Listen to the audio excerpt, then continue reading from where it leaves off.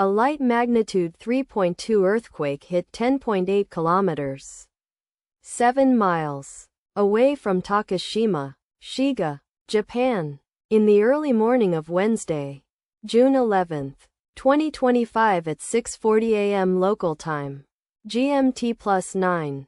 The quake had a very shallow depth of 14.3 kilometers, 9 miles, and was not felt, or at least not reported so.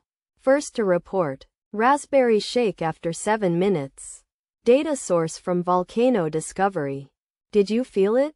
Let us pray. May the earthquake that occurred not affect our brothers and sisters there. May the earthquake not happen again.